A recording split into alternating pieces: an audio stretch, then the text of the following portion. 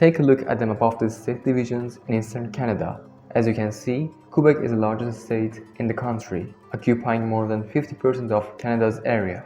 Also, the border between Quebec and its eastern neighbor is over 2,200 miles long, the longest interstate border in Canada. That this boundary lies in the neighborhood of Quebec and the Peninsula of Labrador, which is part of the territory of Newfoundland and has not yet been surveyed and marked on the ground. Therefore, by looking at the map, you realize the strange shape of the state of Quebec, and the question arises, why does Quebec not have the entire Labrador Peninsula? And does Labrador belong to the lower island of Newfoundland itself? Welcome to another video from Geography Tour channel. Quebec, a province situated in the eastern part of Canada, has an area of 600,000 square miles, which in terms of total area is nearly 3 times that of France or Texas. Also, with a population of nearly 9 million, it has 23% of Canada's population, which is second in terms of population after Ontario with 39%. Of course, if the Labrador Peninsula was a part of Quebec, the most populous state of Canada would still be Ontario. Now that we understand the importance of the province of Quebec, we can wonder why the Labrador Peninsula does not belong to this land. So to answer this question, we must look to the history of the eastern states of Canada.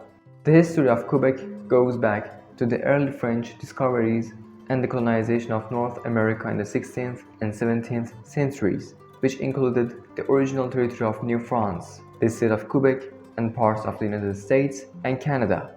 French explorers such as Jacques Cartier paved the way for future colonial ambitions that eventually led to the founding of Quebec City in 1608.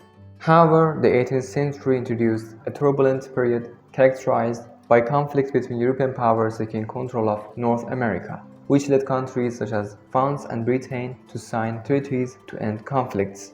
For this reason, this competition culminated in treaties such as the Treaty of Utrecht in 1713, which changed the landscape of the territory, which resulted in the ceding parts of New France to Britain, leading to territorial changes. This change caused the French to be more present in the Labrador Peninsula than the English, and for this reason, New France granted this area to several lords. However, the presence of the French in the peninsula had just begun, and there was no opportunity for the French to grow as much population in that area as in the rest of the areas they had conquered.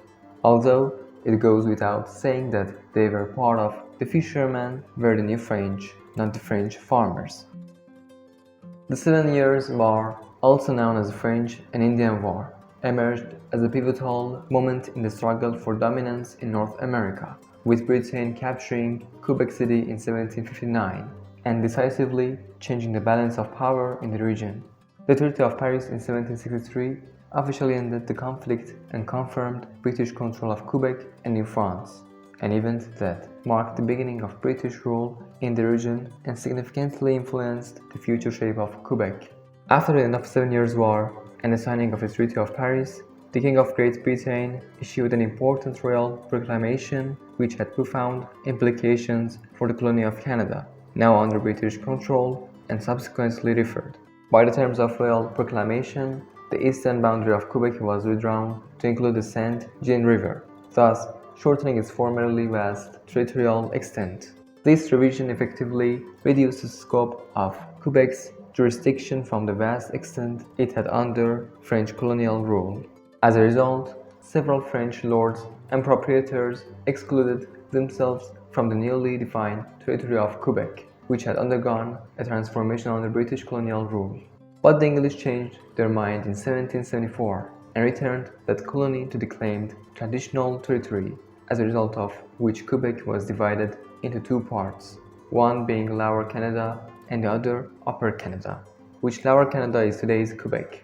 In 1809, parts of present-day Quebec were given to Newfoundland by the British, which included the northern coast from the Saint Jean River to the Hudson Strait, which extended only a few kilometers inland, to be expected to be used by fishermen. But Newfoundland said that a territory 8,000 kilometers long but only a few kilometers wide was impossible to govern.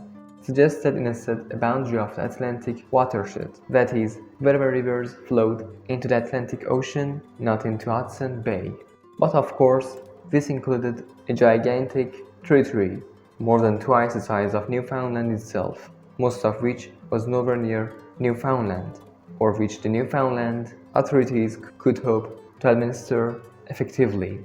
Following this, in 1902, a foreign colony not annexed to the territory of Canada began issuing licenses to cut timber in the Churchill River region of Labrador, which Quebec considered to be jurisdiction of Quebec, and these licenses cannot be valid. That is why there was an arbitration for the Privy Council, because they were separate colonies, and Quebec was sure it was right, because there was almost a century of British maps that agreed with them. But surprisingly, the Privy Council sided with Newfoundland in 1927, and Quebec never agreed with their conclusions, so the boundary remained in dispute. Even today, the Quebec government still does not recognize the 1927 Privy Council linear boundary, which is why you will see a symbol indicating this on all maps produced in Quebec. The government of Quebec was not willing to expend more energy in asserting this claim, and therefore is doing nothing about at present, but has not yet accepted the boundary of 1927. But ironically, since the iron mines opened at Shefferville, north of there, the border became more problematic for Quebec, and to get there you had to take a train that passed through Labrador. Thank you very much for being with me until the end of the video, and see you in another video.